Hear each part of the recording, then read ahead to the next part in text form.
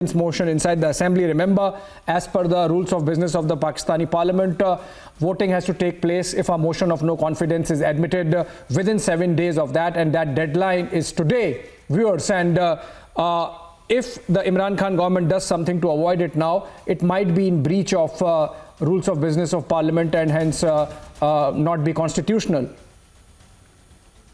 Also, breaking news coming in that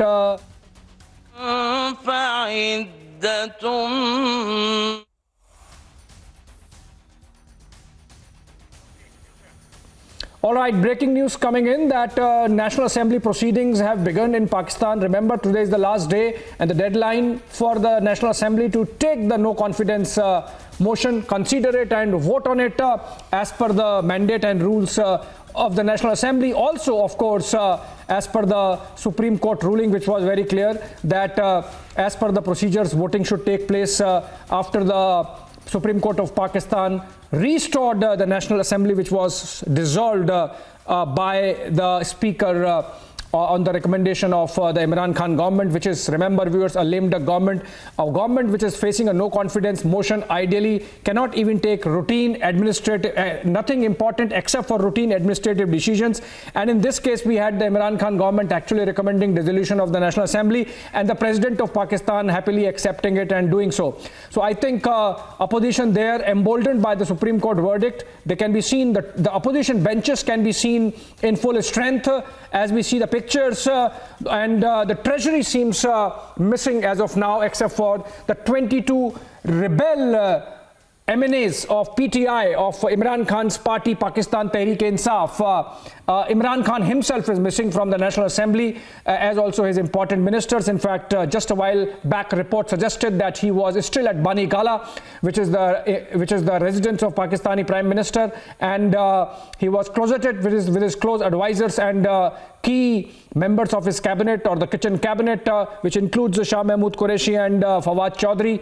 Shah Mahmood Qureshi, in fact, later gave a soundbite, is still ambiguous about whether a vote will happen on the motion in the assembly which wants to oust Imran Khan.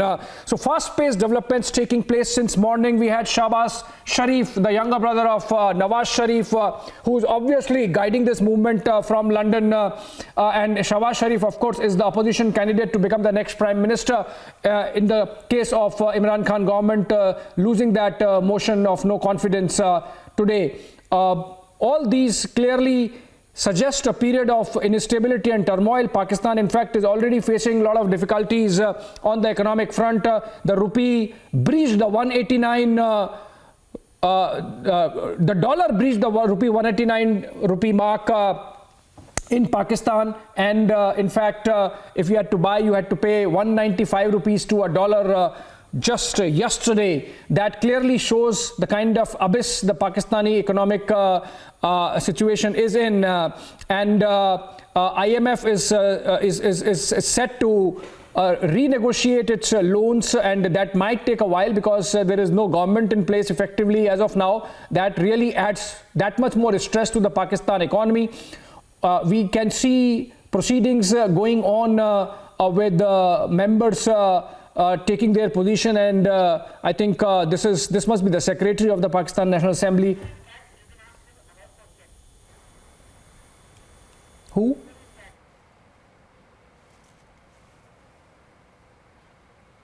Is that Pakistan all set, irrespective of the result of the no confidence motion vote, for a period of uncertainty. What's your understanding? You think that there could be a government soon, going by reports, or irrespective of whether a government comes in, even that would be an unstable government, given the fact that even opposition alliance is a ragtag coalition which has come together only with the avowed purpose of removing Imran Khan, not necessarily because there is ideological compatibility between them.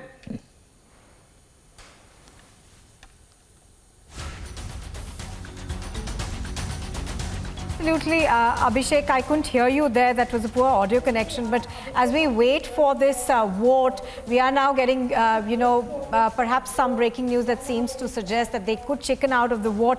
But you know, Abhishek, even if he were to take the vote, there was some indication yesterday that he will go out to the streets and protest. So not very becoming, of course, of a prime minister who's in power. Still, the kind of comments that he made yesterday. But I also wanted to ask you, you know, yesterday we saw unparalleled praise coming for India, particularly, you know, in that speech that he made to his people, where you yourself mentioned that he talked about how India's democracy has to be praised at least 3 times in 30 minutes. So what is the indication that you pick up from that aspect?